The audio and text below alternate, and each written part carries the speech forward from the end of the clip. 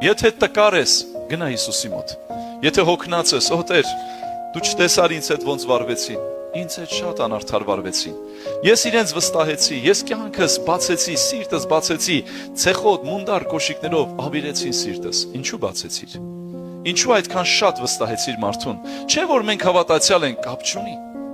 Հավատացյալին սիրի, օրհնի, բայց անverջ ու անվերապահ վստահի Աստծուն։